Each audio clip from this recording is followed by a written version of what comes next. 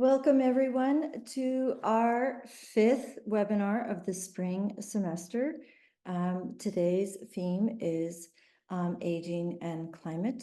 We have three speakers. Karl, Danielle, and Leslie will be speaking in that order today. Just so you know, NECI, who's hosting this, is the National Extension Climate Initiative, which is an anchor for extension professionals, researchers, and partners to collaborate on climate-related issues, share resources, discuss barriers and opportunities for advancing climate change programming and extension, and engaging in professional development opportunities.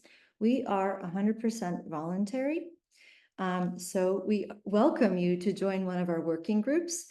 There's a communications working group, the curriculum working group, which is the group that hosts this series, the Justice, Equity, and Inclusion and Diversity Group, Professional Development, Partnership and Policy, and the Evaluation Team. And you can find more in this link. This is the fifth in our series. All of the others have been recorded, and you can either find them on this link here or at our newly formed YouTube channel. That is to say that this recording is, this is being recorded, but you will be able to access this presentation approximately 7 days after the event. We are going to be recording. The event will be facilitated by Karl and James. Please use the chat for logistical problems and the Q&A for questions for the speakers or the group at large. We endeavor to start and stop on time. We will not read bios, and we aspire to be a resource of many resources from which you can draw upon and use for your regional work.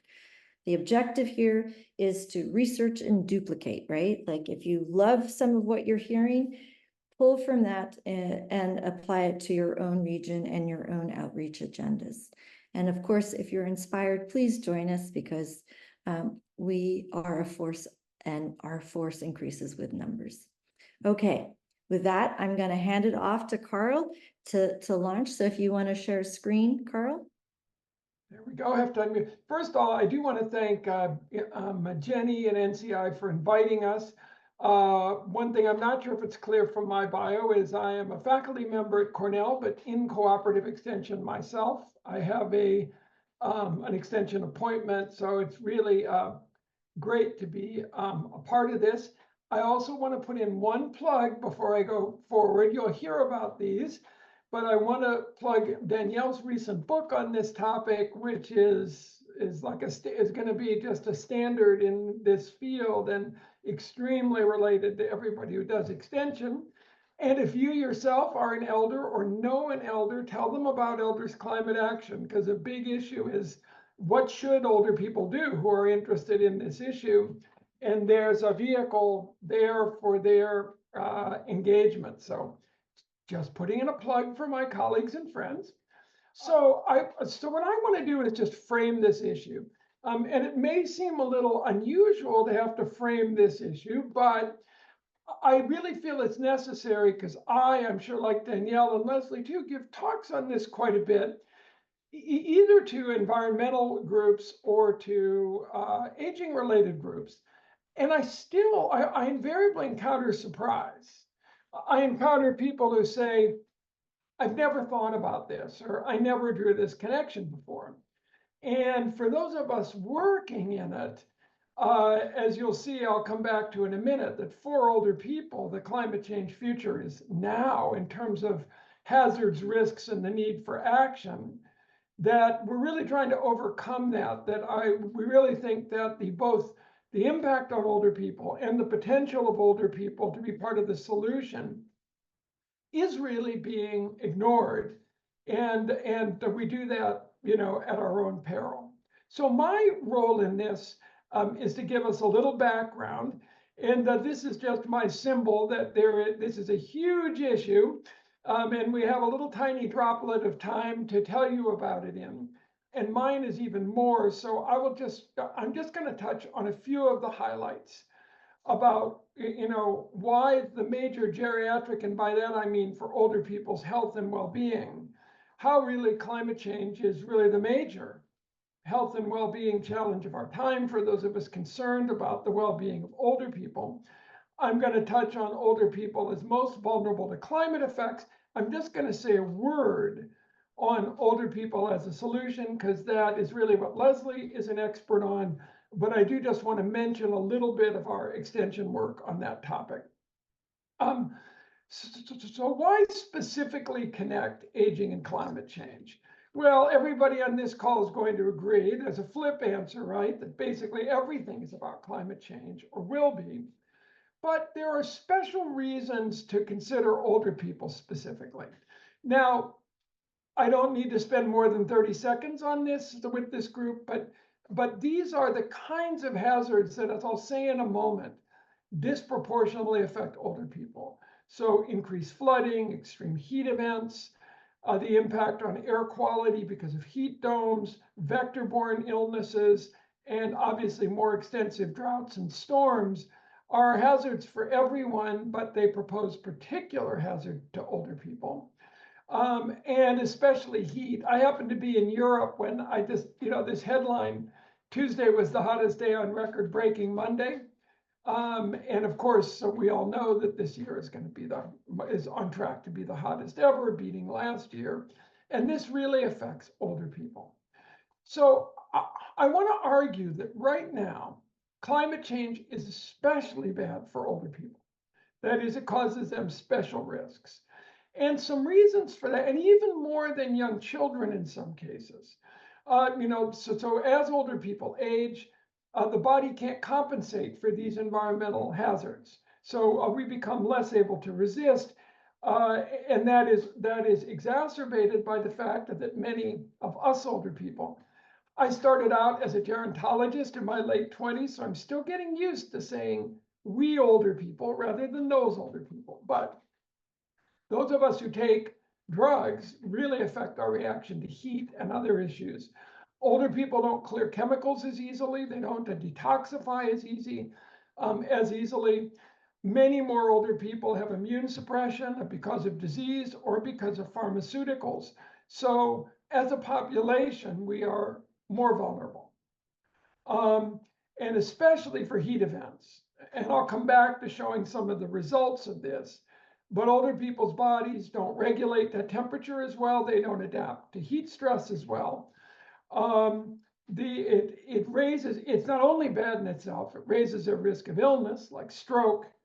There are higher hospital admissions. Basically, under these heat events, old people do worse than everybody else.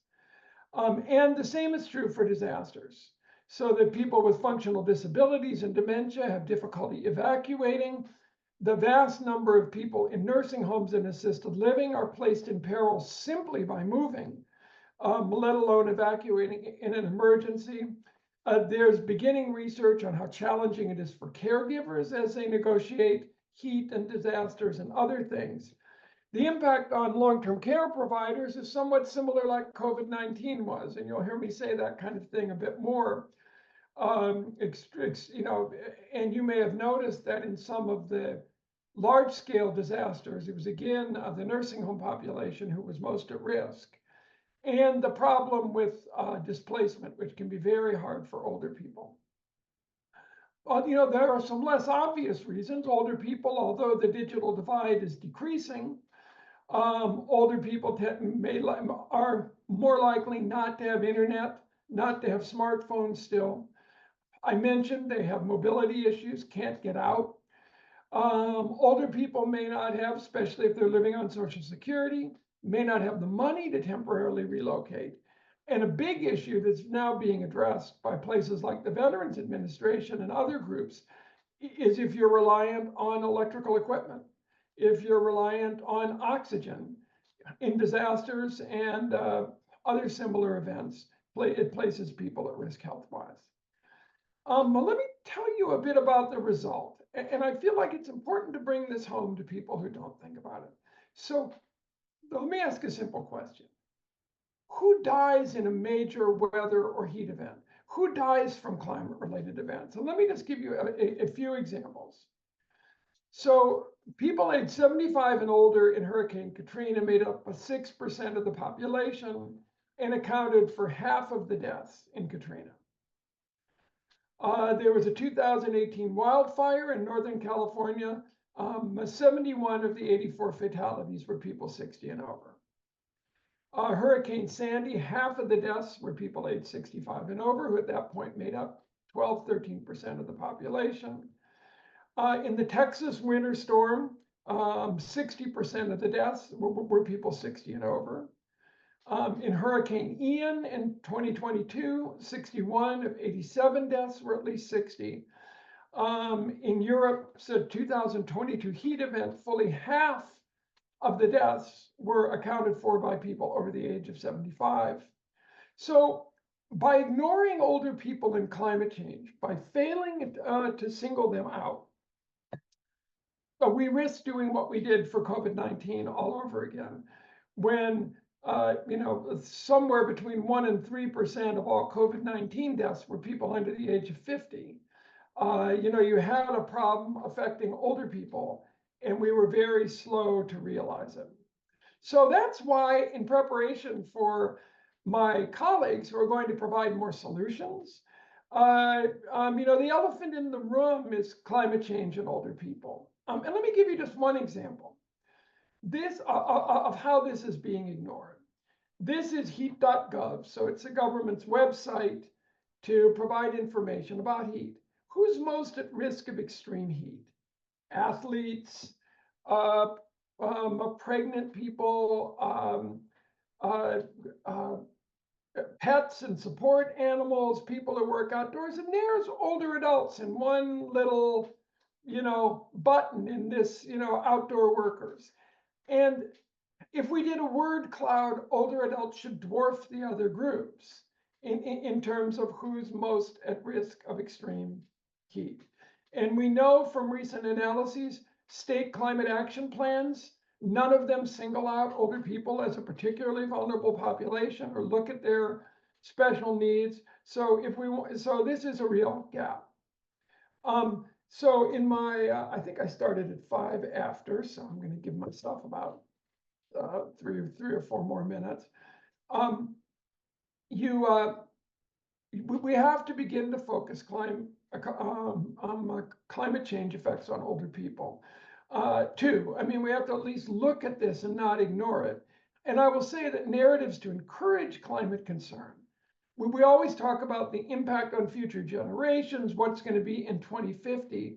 But as the statistics I've shown you show, for older people, that future is really now.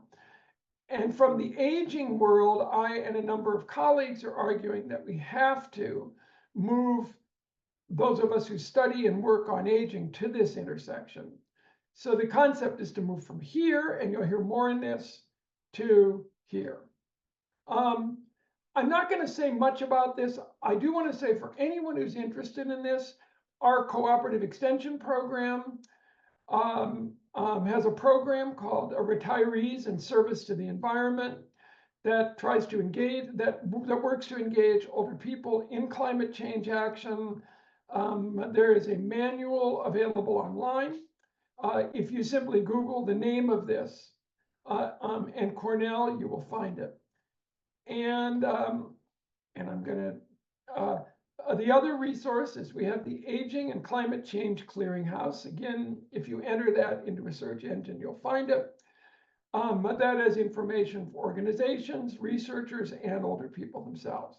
And finally, and I'll close with this, I have my own plug. We are continuing an in-depth interview study of older climate change activists. Elders Climate Action was hugely helpful. We are still recruiting interviewees. We have wonderful student interviews. The people really enjoy the interviews. And we are especially looking for people with diverse economic and cultural backgrounds. If in your orbit, there's some really cool, really interesting older environmental volunteers and climate change activists, we'd love to know about them.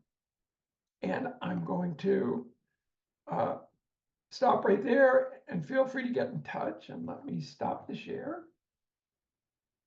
And now it's over to Danielle, I think, right? Perfect. Yeah. Thank you, Karl. And thanks to NECI for having us here. and to you all for coming together today to learn about this important topic.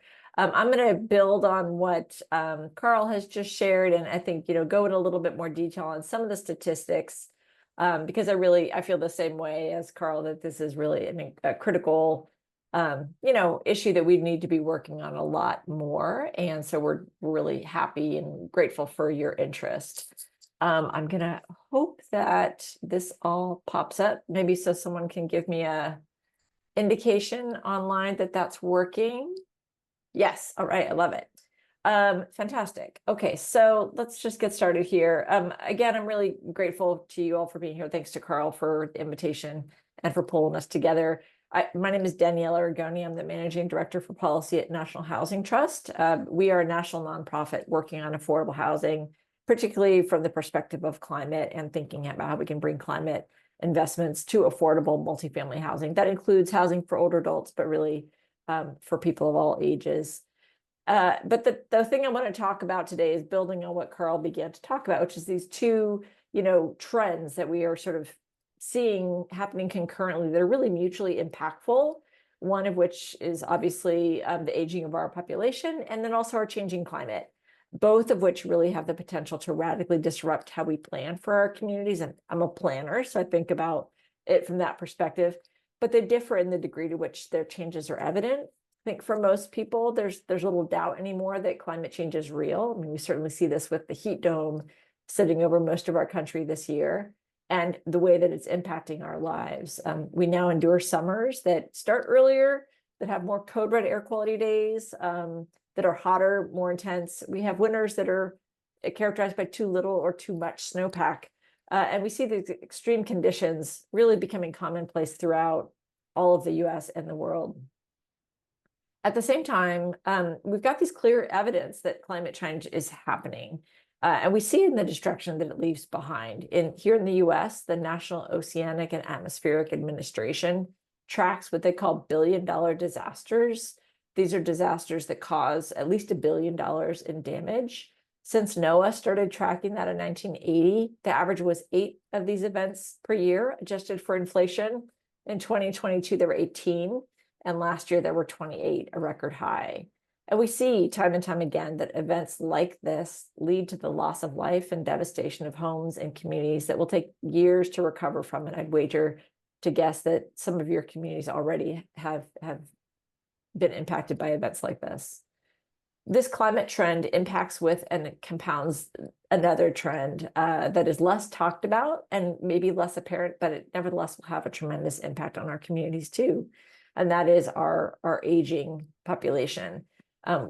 People over 65 are the fastest growing demographic in the US. 100 years ago, 1 in 20 people was over 65. Today, 1 in 6 is. And by 2034, we'll have more people over 65 than under 18 for the first time ever. And that group is going to be increasingly diverse, with far higher growth rates of older adults among Black, Asian, and Latino populations than among whites. And this is a change that really represents a pretty significant tipping point for a lot of our communities, a lot of our population, and yet it's not one that really gets discussed much in the media. As a result, many community leaders and advocates are left with a poor understanding of what this demographic tipping point means and what older adults' needs are.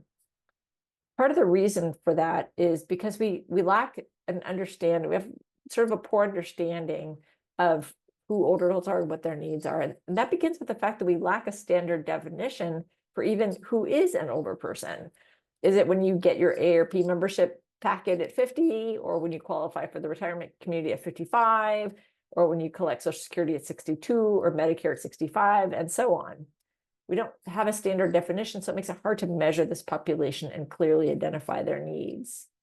But there are some inherent truths to aging when you look across the cohort that I think are poorly understood by the general population and as well as by local leaders. 1 in 6 live at or near the poverty line, or below the poverty line.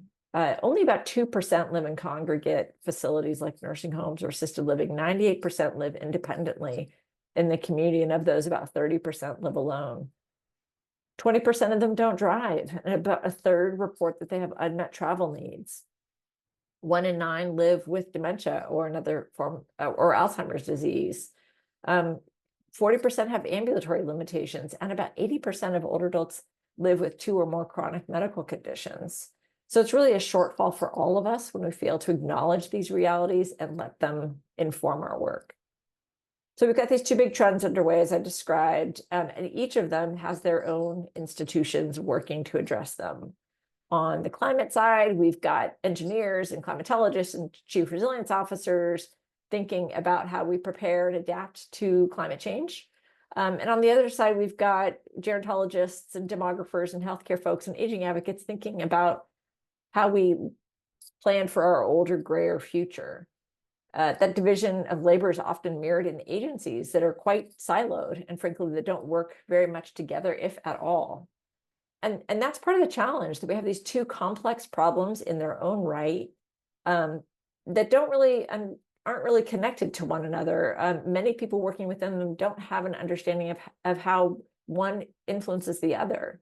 There's simply too little attention paid to the intersection between these 2 dynamics, not enough focus on how and where climate change exacerbates risk for older adults, and a lack of urgency so far to take action in communities that are home to an increasingly large share of older adults.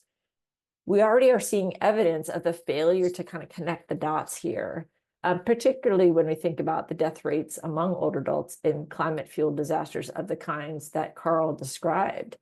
When you look back, as far back as Hurricane Katrina, even back to 1995 with the Chicago heat waves, we see time and time again that older adults are disproportionately impacted by climate-fueled disasters. For more than 2 decades, hurricanes, winter storms, wildfires, and extreme temperatures claim a far greater share of older adults' lives relative to the fact that they represent about 20% of the population on average. Older adults die at double, triple, or even quadruple the rate of people who are younger. And this trend line and the fact that it remains virtually unchanged for 20 years makes it really painfully clear that we are failing to create communities that safeguard older adults in their time of greatest need. It's not like we haven't been told this was happening. News stories almost consistently reported on these tragedies as they occurred. But for the most part, that siloed approach to problem solving hasn't forged the kind of community connections or solutions that reduce risk for older adults. But it isn't just in disasters that you see the impacts of climate change on older adults. We also fail in our climate resilience and mitigation strategies to account for sort of the layered risks of age on top of other vulnerabilities like income or health or mobility. For example, our climate approach often fails to acknowledge the fragile financial state that many older adults find themselves in, and housing being just one example of that. Late last year, a report came out of Harvard that showed that the number of older adults who pay more than 30% of their income for housing, in other words, they're cost burdened, was at a record high. And that applies to both renters and owners. More than 56% of older renter households, about 4 million households, were cost burdened, and about more than 1 in 4 older homeowners were. Part of the reason that we see this financial difficulty around housing is because the cost of insurance and utilities are rising, driving the true cost of housing higher and making it more volatile than ever, which poses really challenging risks for older adults on fixed incomes. It's a difficult cost to bear for a cohort that's already living at the financial edge. Already, older adults struggle to afford utilities. And that's a challenge that's going to intensify with longer, hotter summers and more intense winter storms and greater pressure on the electric grid. 10 million households are headed by someone over 60 and that report energy insecurity. And of those 7 million, older households say that they've had to forego food or medicine to pay their utility bills. That means that someone suffering in a home or an apartment that's too cold or too hot is making real-time decisions about how much heat or cold they can withstand and how much they can afford. But more extreme temperatures also mean more demand on the electric grid that can lead to extended power outages, which can be really harmful for people and their caregivers, particularly those who rely on in-home medical equipment. It can also be fatal for some older adults who live in multi-story buildings where the power goes out and who may become trapped for days or weeks on end if the elevators stop working and if they can't use the stairs. But of course, heat isn't the only risk, and nor is it the only reason that the financial health of older adults is threatened by climate change. Increased flooding is also adding to housing cost burden. The cost of housing, of course, includes homeowners and hazard insurance premiums, and those are increasing as we develop more data-informed projections about risk. With new data and with better informed maps, some homeowners are going to see their FEMA flood insurance premiums rise 18% every year. What that means in real terms is someone who lives in Louisiana would see their flood insurance rates grow from $800 a year to over $5,000. And at the same time, hazard and homeowners insurance companies are reducing their coverage and raising their prices, in some cases leaving markets altogether, causing downward spirals in home values. The result is that older adults who struggle to afford insurance either underinsure their homes or let insurance lapse altogether, which then spells double trouble for older adults who have all their retirement savings tied up in their home equity, but may lack the funds to rebuild when disaster strikes.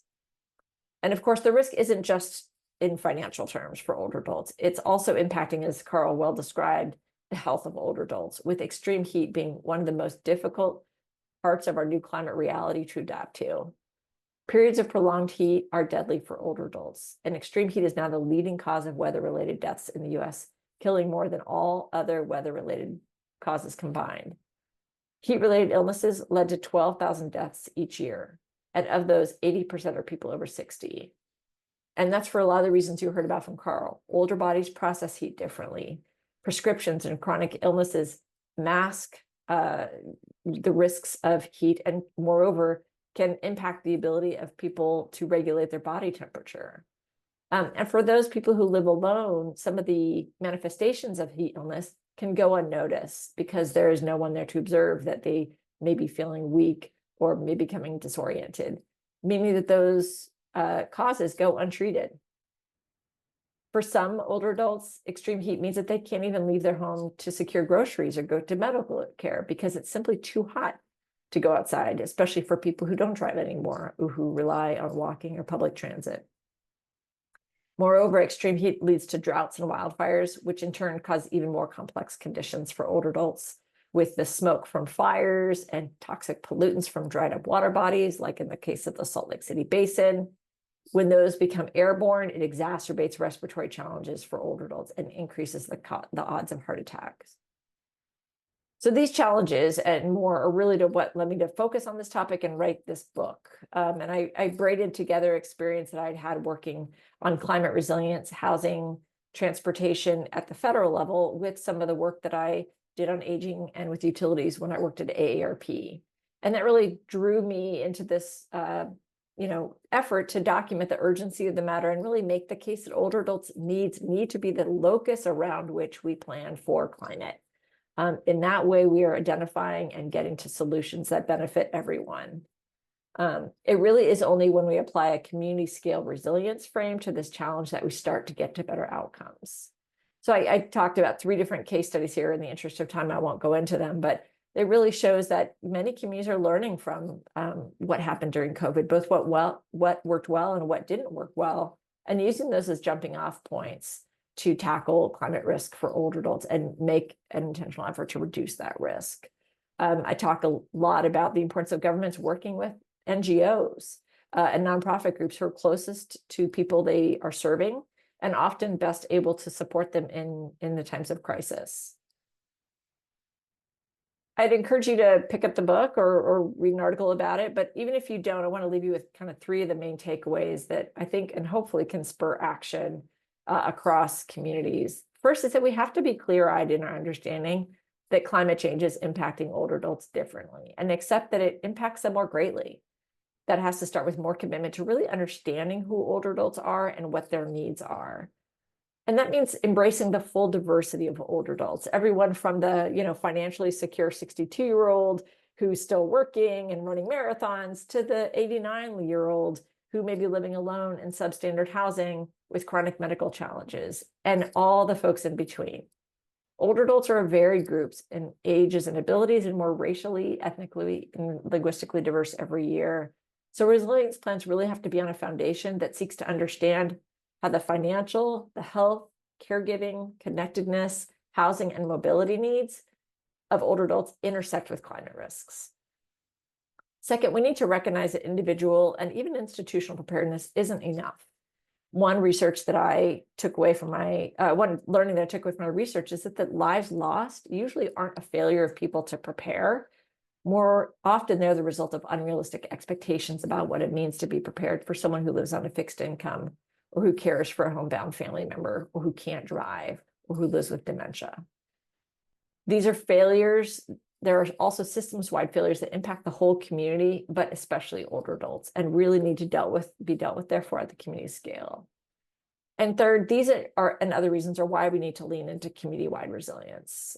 I say all the time that all sectors and all disciplines have a role to play here: emergency managers, housing advocates, transportation planners, healthcare providers, utilities, and aging advocates. This is no longer a job for any one sector or profession. It's a job for all of us. And furthermore, I believe it's the job for all of us. We all have older adults in our lives whom we love, and we all presumably hope to live in a community ourselves as we age that will be safe and secure in the face of a changing climate. But we're not on a path at this moment to create communities like that. So a vision for community resilience would do all of these things, and I'll blast through them in the interest of time. It's better infrastructure investments, both hard infrastructure and kind of green infrastructure, as well as social infrastructure. It's really diversifying our housing choices so that we're both creating smaller and more energy efficient homes for people that they can afford, and they're also accessible. It means making sure that we have a diverse transportation alternatives for people who can't drive, and certainly means better communication and more modes of communication during disasters. I mentioned some of the entities that are needed to achieve this future. We need to have better partnerships with utilities and healthcare professionals, emergency managers, and aging advocates. All of these sectors and many more have a role to play. And I know I'm at time, but I want to end on a positive note quickly. A couple months ago, a historic vote came down from Europe's top human rights court that really represents a potential sea change in how governments act with regard to climate change. I think this is a great transition to Leslie, because this really shows the power of activism. It is the result of a court case that was brought by a group of Swiss women, all of whom were 65 or older, called Klimaseniorinnen. And they argued that their government had failed to adequately protect them from the risks of climate change, particularly extreme heat. And in doing so, they argued that violated their human rights.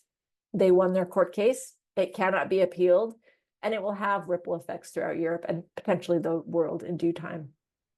So with that, I want to thank you for taking the time and encourage you to pick up the book. And I'm really happy at this point to hand it over to Leslie. So anyway, thank you. Thank you, Jennifer and James. And I come behind Karl and Danielle and feel inspired. I'm going to kind of flip the discourse now. And you're going to hear reverberations of things that Karl and Danielle said. But my focus is going to be, why is it important for older Americans to become climate activists? And you know, the answer is pretty simple. It does the world a heap of good, and climate activism benefits us older Americans here and now, not just in the climate future. Thank you. So starting, and this is something you've been hearing about, elders are the biggest demographic in the country. There's another aspect. We older people are more likely to vote, and legislators are more likely to pay attention to us when we speak out because they know we show up at the polls. Next slide. Elders are in a unique position to become effective climate activists. First, all Americans are increasingly becoming concerned about climate change. This is a huge change even in the last few years. So most don't need to be convinced climate change is a threat. We only need to find ways to take action. What can we do about it? And we older Americans, and I turned 72 in a week and a half, or 73, I'm sorry, in a week and a half. We older Americans bring a number of things to climate activism. We have what I call a long perspective. We've been through a lot in our lives. We've all experienced frustration and failure, but we're still here. So many of us have built personal resiliency that can be a tremendous source of energy and perseverance. When the going gets tough, the tough get going. Generally speaking, we elders have more time. Many of us live longer, as you've seen, and many of us have healthier lives, at least for a longer period of time. And those who live longer and are relatively healthy want to stay active. Also, and I'll add this, many of us draw part of our identities and our feeling of self-worth from our jobs, and we're finding an emptiness in retirement. Vacation is great, but a vacation is a break from something you're dedicated to do. Putting elders in perspective too, and looking across the generations, it's clear we elders need to step up. The parent generation may be very climate anxious, but they're consumed with the responsibilities of raising families and their work and professional lives. The youth are anxious, and many are becoming climate activists, but they also are hemmed in by the structures of school and building their futures and careers. By stepping into the climate movement, we elders are an example that can help calm the nerves of those who don't have the capacity to step up. And that can be very important and make us feel good, that we're stepping out for them. We're showing them we've got their backs. Another thing, many of us bring experience and skills that can help us have an impact. In Elders Climate Action, for instance, we have retired engineers, high school teachers, medical professionals, lawyers, social workers, and more. This wealth of expertise helps us understand the issues, evaluate climate science and solutions, identify priorities, and develop strategies for maximizing our impact. And most of us, I would say all of us, have a desire for purpose and meaning. A little history. Before World War II, families tended to live together across generations. The grandparents helped raise the grandchildren while the parents worked. But these days, the children grow up and move away for education and jobs, and their children, our grandchildren, do the same. The traditional community with family members living near each other has largely disappeared. Also, as I said, for many of us, our jobs were a large part of our social network and our identities. So these days, many retirees find themselves relatively isolated. They need to find community and engagement.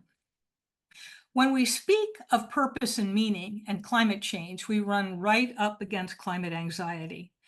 The problem's so big, so complex. What can we do? Very few of us elder Americans will see the worst of it. Our climate anxiety is not so much what will happen to us, despite obviously the heat and other health impacts. It's not what will happen to us, but what's going to happen to the kids and grandkids, the younger coming generations, and the natural world that many of us feel so connected to.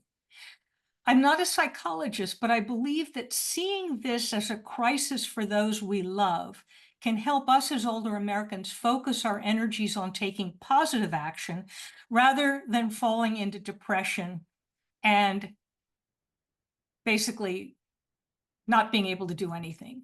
Next slide. So I'm going to go through this pretty quickly. There are 2 levels of climate activism, and I don't think I have to educate any of you about this. They're the personal actions, changing our diets to reduce red meat, reducing emissions by switching from gas-guzzling cars to public transit, biking, electric scooters, EVs, reducing energy demand by getting efficient light bulbs, lowering the thermostat in winter, reducing our use of air conditioning, switching from fossil fuels. And here's something very important. The Inflation Reduction Act provides tax breaks and rebates to help homeowners switch from gas-powered systems to more efficient electric systems. I just had a hot water heat pump installed, and I'll get a $2,000 tax deduction, and the heat pump will be more efficient than the old one, which means it'll pay for itself in just a few years. So there are a lot of personal actions people can take. But personal actions are personal actions, and they have an impact. There are ways that we can take collective action that has a far greater impact than the things we can do personally. Stepping out and demanding action in the public forum. Over the past years, we've seen climate marches and protests organized around the country. The picture here is me, my back, with pictures of my two grandnieces and other members of Elders Climate Action at a march in Washington, D.C. I think it was in 2019. On June 13th, Third Act, which is a fairly new group created by Bill McKibben, sponsored a rocking chair rebellion of elders sitting in rocking chairs, blocking the entry to Citibank's headquarters to demand Citibank stop financing the fossil fuel industry. Quite a few of those in the rocking chairs were handcuffed for civil disobedience. Seeing white-haired elders being handcuffed and walked off by policemen can have quite an impact. We can join green organizations and add our voice and support. These groups have the staff and the expertise to educate us on climate issues and help us by providing opportunities to take action. Many of the big greens like Sierra Club, League of Conservation Voters have state and local chapters that provide opportunities for active participation in events and actions at the local level. We can become influencers, yes. Even from our armchairs, we can be influencers. Today, it's very easy to reach out to your federal and state legislators to express your position on climate-sensitive issues. One of our ECA members calls her state representative every week and has built a solid relationship. Others set up frequent in-person meetings with their state senators to weigh in on pending climate-focused legislation. And being part of a group makes this easy. It's not going out and doing it alone and, oh, what happens? We're also using the internet to reach decision makers and influencers without having to step out of our homes. For instance, the Climate Action Now app is a free platform for sending letters on specific climate subjects to state legislators, federal legislators, regulatory agencies, big corporations, newspapers from home. Karl is putting a link to the Climate Action Now website in the chat box. And guess who writes those letters? Us, members of Elders Climate Action, members of Third Act, Climate Reality members, and other grassroots groups get together virtually, plan and write the actions that are curated and posted on the app. So there are a lot of ways of being engaged. Another very effective action is engaging in retirement communities, churches, Rotary clubs, or other local organizations. Many of these love to invite outside speakers. They need to entertain their members. We've seen a local Villages retirement community attract people to a program we gave on climate change. Many of those who attended admitted they were just curious. But after hearing the presentation and talking with some of us, they became interested in actually getting involved. We can also use media to educate and advocate, writing for local and community publications and using social media. Many of us older people use things like Facebook to connect with friends and family. And it's very easy to share posts on climate topics, from greenwashing to invitations to sign on to a letter, and that spreads the word. Some of our members have started creating their own Facebook posts focused on specific local actions. According to Catherine Hayhoe, a famous climate activist, environmental scientist, the most important thing you can do to help move the needle is to talk about climate change, get word out, make it part of the discourse. And there are a lot of benefits to us for engaging in organized climate action. We can share our skills and experience and feel that we're contributing. When we work with and within groups, we often can see the impact, because it's not just me, things vibrate. In fact, my local Maryland ECA chapter learned that developers wanted to cut down 1,200 mature trees in order to build out an old golf course. And we worked with other climate organizations to submit protests to the permitting agency. Guess what? The project was put on hold, and there was a major article in the Washington Post on how the climate groups had gotten together and opposed it, and that's why it was put on hold. Being Part of a group can help you identify what you can do in your personal life. And then those friends and neighbors and others can help provide the incentive and help you take those actions. And in the face of climate change, it is very easy to feel depressed. What can one person do? Being part of a community is energizing and uplifting. Next slide, please.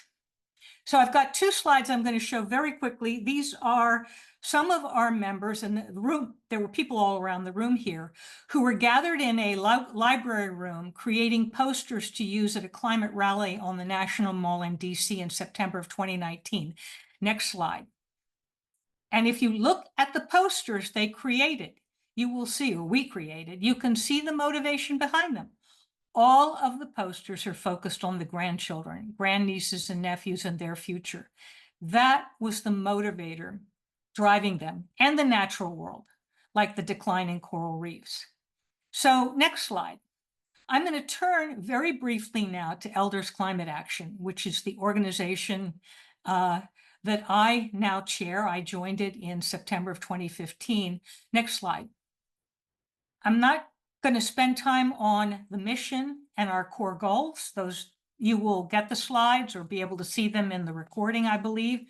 I certainly agree that, you know, the slides can be shared with everyone, but this is a very simple statement of who we are and what we're doing. And it's for our grandchildren and future generations. And it's bringing what we can do to reduce greenhouse gases to a level consistent with life thriving on the planet. Next slide. I do think it may be helpful and valuable to spend a bit of time on ECA's history, because we are an all-volunteer organization that crosses the entire US. And that history illustrates some of the ways people in their 60s, 70s, and 80s, and many of our members are in their 80s or even older, can become dedicated climate activists. ECA was created in 2019 by a member of Conscious Elders Network who attended climate reality training, came back and said, we got to do something. He was given permission to form a group and invite other members of the Conscious Elders Network to get engaged. Since then, ECA has grown from 250 members at the beginning of 2016 to 26,000 members and followers at this point. And we've brought in enough money through donations to hire a part-time staffer in about 2017, and now have sufficient revenue, mostly donations and some small grants, to make that person full-time and bring on a few other part-timers to assist with specific projects. I said we're all volunteer. Our growth has been organic. There have been lots of trips along the way, mistakes, changes in how we organize, changes in how we learn to do our outreach, ways we engaged with members of the community. But through this, we have built purpose and trust of community and evolved into a stronger and more effective organization. We work with partners. There's no point in reinventing the wheel. You know, we don't have the time, energy, or expertise to do that. What we can do is add our voices, our energy, and multiply the speakers in the movement. So we work with Third Act. I mentioned earlier, Bill McKibben created this about 2 years ago. And I'll tell you, McKibben and his staff came to Elders Climate Action when they were thinking of forming and talked with us, had a couple of Zoom conference calls with us to find out how we operated and how we gotten started, because they thought we were a model. We partner with Mom's Clean Air Force, with Stop the Money Pipeline, which focuses on getting money out of the fossil fuel industry by targeting banks and insurance companies, and the Environmental Voter Project, where we do phone banking and postcarding to environmentally concerned registered voters who have a history of not showing up at the polls.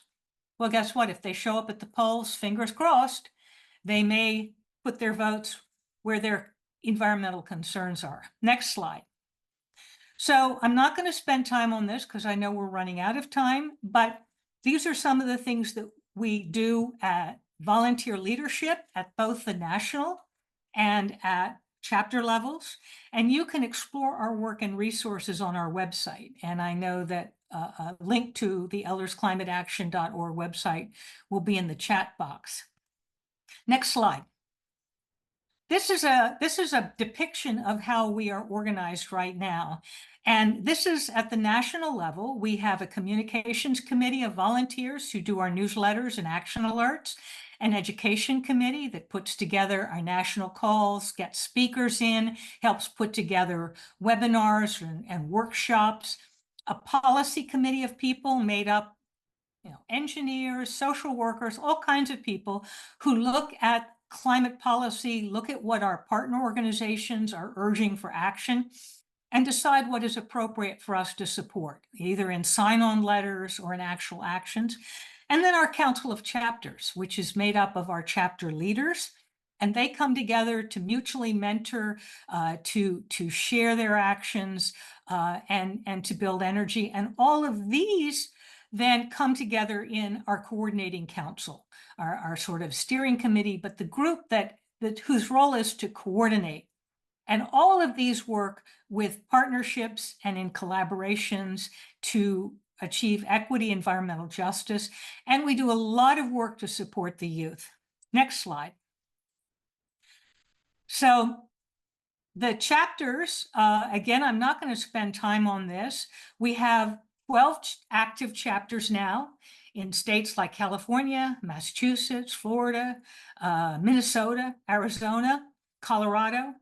And all our chapters are self-created and organized, and they engage in a variety of climate actions depending on their size, the people who step up to serve as leaders, the interests of their membership, and their location.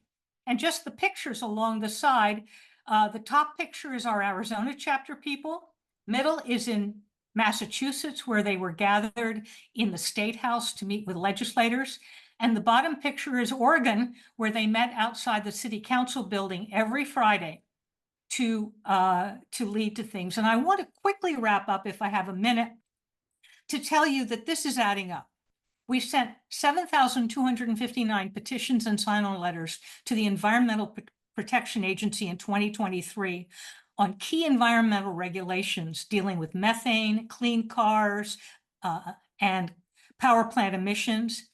We have used the Climate Action Now app I referred to earlier. Our members have taken over 21,000 actions directed to influencers, legislators, regulatory agencies, national publications, major corporate actors.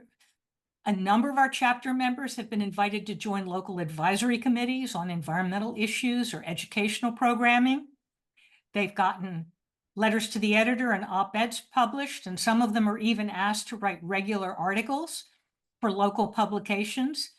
And we convinced AARP's California office to create a pilot program called Power Your Savings, which provides programming and training to help elders access Inflation Reduction Act funds, tax benefits, and rebates to help them transition to green energy, such as installing solar panels on their roofs. And if you know anything about AARP, they don't want to talk about climate change, but they are talking about elders saving money using IRA money. Leslie, I'm so sorry. We're entering the last 4 minutes of our time together, so I think I know the final two slides have no talking points. They're just examples. The last one is Jane Fonda at Fire Drill Friday in Washington, D.C. She is a prime elder advocate on climate change. So thank you. I'm sorry to have gone over. No, it's so, I hate any role of asking anyone to stop. I think that's so fantastic. And thank you so much for it, really. And I hope everybody will put people in touch with it. Jen, I don't know if you're still there, or James, can we take one question before we go? I believe so. We only have one question currently in the chat. So if you have any questions, feel free to put them in the Q&A. We have time for about one. And the only one in here right now is, Leslie, what do you think of Third Act? You know, Third Act is very powerful. It's very large. They've got a lot of funding. They've got Bill McKibben, a well-known actor, and they are growing a lot of community groups and also what they call affinity groups, like lawyers or energy people who can get together. They're not as organic as Elders Climate Action, and they aren't engaged in as much direct activism as they put things out, but it tends to be sort of intense journalistic focus, but it's a great group. I think most of us are members. It's just that where I put my time and energy is ECA. Yeah, I would add to Leslie and also Danielle, I want to make sure you get a last word. The one thing that Elders Climate Action does have is, I think, more local area groups. So for example, in my central New York region, it's at present easier if you want to sign up for a group that meets right in your area, I think, right? Whereas I know ECA is expanding out state and other ones. For some older people who want to go to a meeting in person, like I can go to my central New York one, but that is, you know, and I agree, it's much more specifically focused on, you know, basically challenging the powers that be around fossil fuels. Thanks. Danielle, before we stop, is there, you know, something based on what we said that you would also like to share? Yeah, I don't think we have any other questions. I would just say that these two things are mutually compatible, right? The idea of getting older adults involved in activism is also a way of illustrating how central climate change is to older adults' lives. And that then becomes a jumping off point to engage decision makers and local leaders to say, we really need to put older adults kind of at the center of this resilience conversation so that we can create communities that really truly work better for people of all ages. I also want to make sure that people do understand that a big chunk of your book is actually policy prescriptions, ideas, you know, it is really focused on what cities can do. That's right. Yeah, there's about 25 different policy solutions I talk about across housing, transportation, community health, and the likes. Yes, that's exactly right. And Leslie, the ECA story is so inspiring, and it's incredible growth and disproportionate influence. So so glad to have had this opportunity with everyone. And I think you know how to reach us, and so let us know how we can help you in your work, participants. James, is that it? Do you have to do anything to? I believe that's it. Thank you everyone for joining us today. We do have a note in the Q&A that the chat cannot be saved as a bulk, but as we mentioned before, this webinar will be posted in about a week. So you'll still have access to a lot of these resources, and obviously you can reach out to us and we're happy to give you all the resources that we can. But with that, I'd like to say thank you again to our speakers. And with that, I think we can call it a day. Thank you. Thank Thanks, you. everybody.